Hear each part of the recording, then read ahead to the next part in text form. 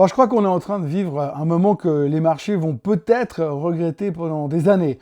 Parce que hier, on a quand même une société qui n'a pas vraiment le droit légalement, par les règles de base, d'entrer dans le S&P 500 avant 12 mois, qui pesait quand même sur le S&P 500. Une société qui perd de l'argent vaut maintenant plus qu'Amazon, ou presque. Et pendant ce temps-là, à 15 000 km de là, deux pays viennent de signer un accord de paix qu'aucun des deux n'a interprété de la même façon, visiblement. Mais personne s'en inquiète, tout le monde achète. Le SOX est au plus haut de tous les temps, il y a des gaps à l'ouverture dans tous les sens. Alors aujourd'hui, je vais vous montrer un marché qui a décidé collectivement de ne plus se poser de questions puisque tout va bien. Et puis on va aussi se demander qu'est-ce qui a vraiment changé entre l'Iran d'avant et l'Iran qui va bruncher avec Trump le 4 juillet à la Maison Blanche. Bienvenue dans ce Morning Bull Live. Nous sommes le 16 juin et je suis Thomas Veillet.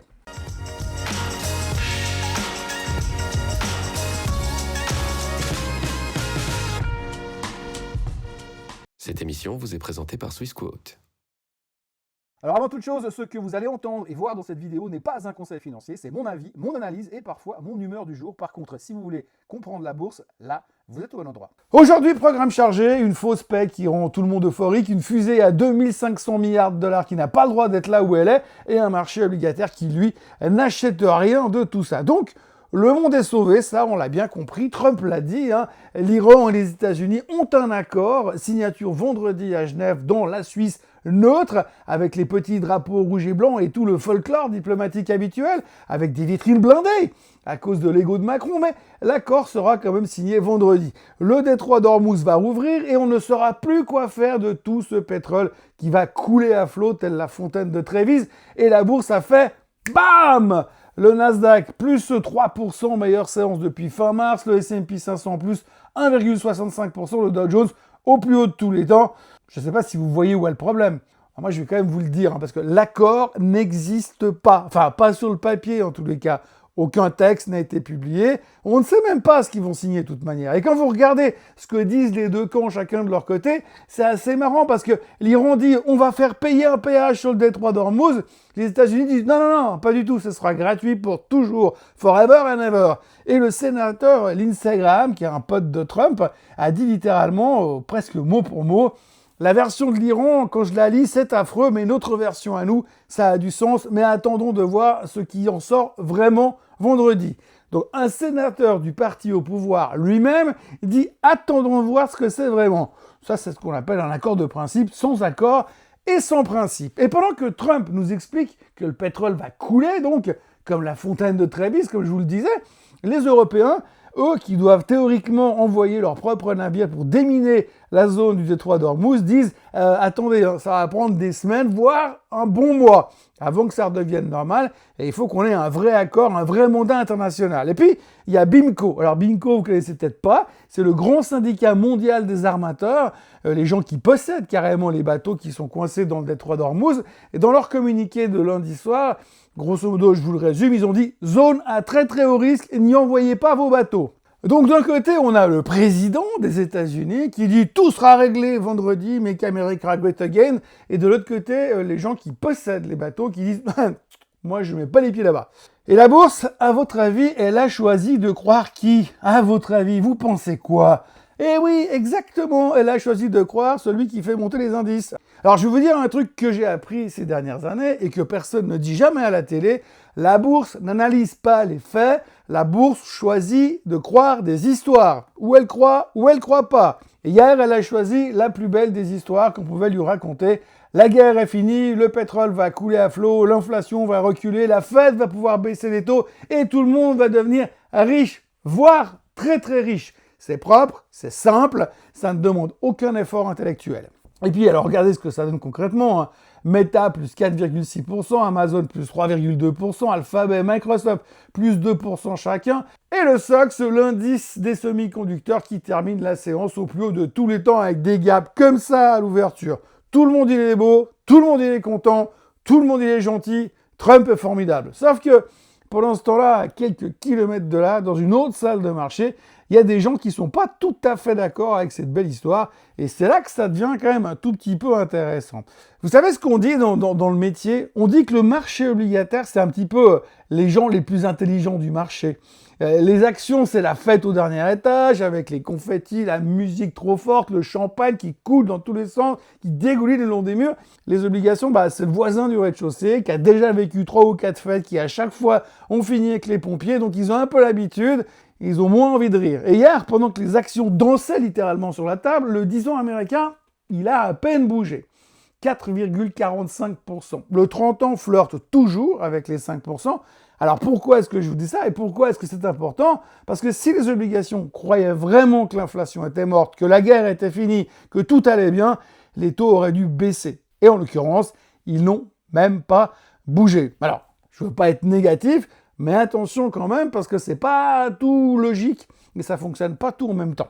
Le marché obligataire, lui, il sait un truc que personne ne sait ou alors il se doute que cet accord n'est pas si simple. Le pétrole qui passe de 114 $ le 1er mai à 83 $ et hier matin, ça fait pas disparaître par magie l'inflation qu'on a accumulée ces derniers temps. Les coûts de fret, les marges qui ont déjà été écrasées en mars, en avril, en mai, les contrats qui ont été signés auparavant, tout ça va atterrir inévitablement dans les résultats du deuxième trimestre, donc dans l'inflation également. Et il y a un détail que personne ne regarde et qui devrait pourtant faire un tout petit peu peur, c'est les réserves stratégiques de pétrole des États-Unis qui sont tombées à leur plus bas niveau depuis 1983. Aujourd'hui, elles sont à 340 millions de barils, alors qu'en février, il y en avait plus de 415 millions de barils. Alors oui, bien sûr, le détroit est ouvert, donc tout ça va se remplir par capillarité, mais l'Amérique a littéralement brûlé son coussin de sécurité pour amortir la hausse des prix pendant la guerre. Et ça ne se reconstitue pas avec un tweet disant « Les Iraniens sont nos amis ». Bon, maintenant on va s'accrocher parce qu'il se passe encore 2 choses énormes cette semaine et que personne n'en parle parce que tout le monde est fixé sur ce qui va se passer à Genève. Première chose, ce soir et demain, Kevin Warsh est de sortie, le nouveau patron de la Fed tient sa toute première réunion de politique monétaire.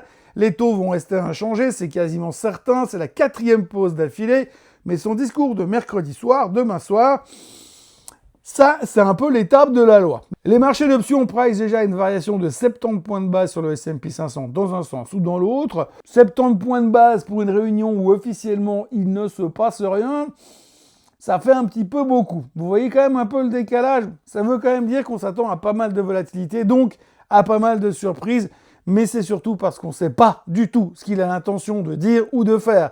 Et puis alors, deuxième chose, celle que tout le monde a complètement zappé, c'est la Banque du Japon qui rend sa décision aujourd'hui même. Pendant que tout le monde célèbre la paix au Moyen-Orient, Tokyo s'apprête peut-être à monter ses taux à 1%.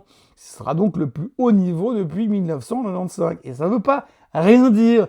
Le yen flirte dangereusement avec les 160 contre le dollar, une zone qui historiquement a déclenché plusieurs fois des achats et des interventions de la Banque centrale japonaise, à coût de centaines de milliards, bien sûr. Et la réunion se tient sans le gouverneur de la Banque du Japon, M. Ueda, qui est hospitalisé pour une infection.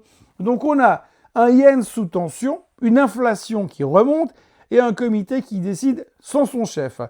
Alors si la BOJ surprend avec un ton plus agressif que prévu, cette belle euphorie mondiale pourrait prendre un sacré coup de froid avant. Petite parenthèse, parce qu'il faut quand même que je vous en parle, même si, soyons honnêtes, le marché s'en fiche complètement aujourd'hui.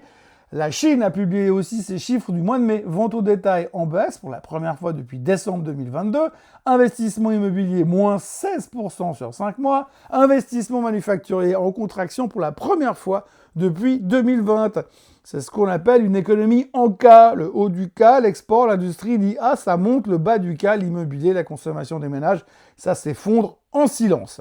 Mais bon, aujourd'hui, pour être honnête, c'est miracle Trump partout. La Chine attendra son tour pour qu'on s'occupe d'elle. Bon, comme on est obligé d'en parler, on va aussi en parler, parce qu'il faut en parler tous les jours, c'est le truc à la mode en ce moment. SpaceX, plus 19,6% hier, deuxième jour de cotation, valorisation 2500 milliards de dollars. C'est à peu près la taille d'Amazon, juste derrière Alphabet, Apple, Microsoft et Nvidia.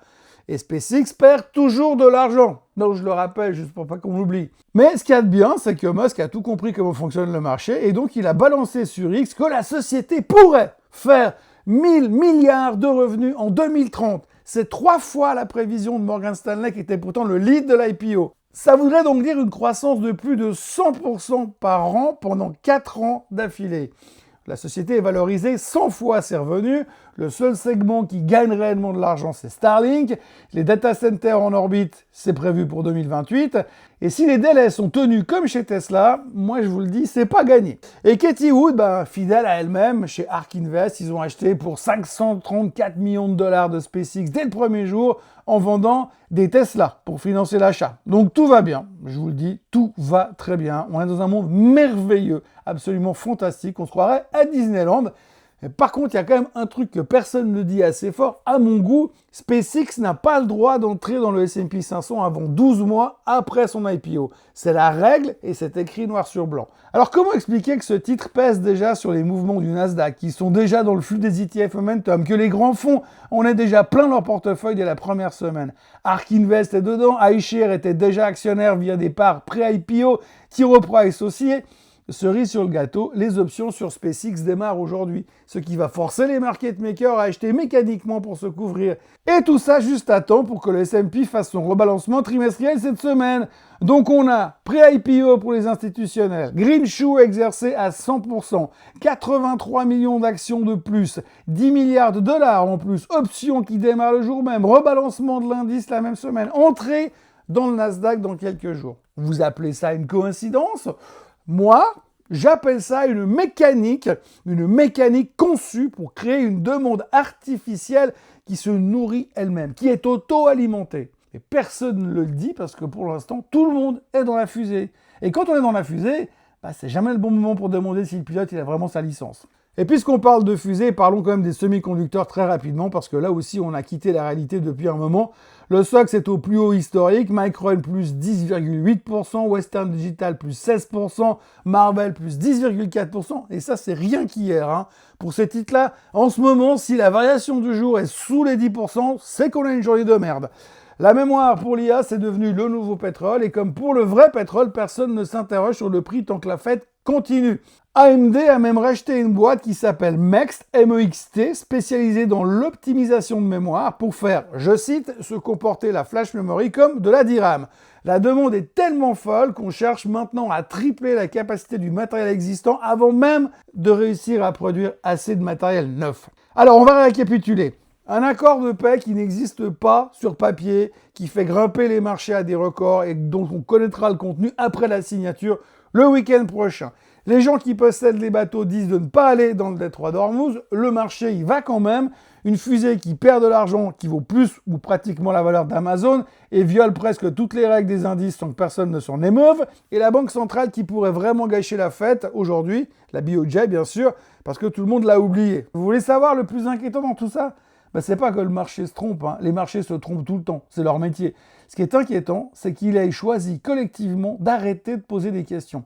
Vendredi, l'accord sera signé, ou pas, ou à moitié, avec des péages, ou sans, selon à qui vous demandez. Mercredi, Kevin Warsh parlera pour la première fois en tant que patron de la Fed. Jeudi, on aura le triple witching, quand toutes les options expireront en même temps. Une semaine courte, bourrée d'explosifs potentiels, et un marché qui a décidé de la commencer en mode euphorie totale. Oui, parce que vendredi, en plus, c'est fermé aux States.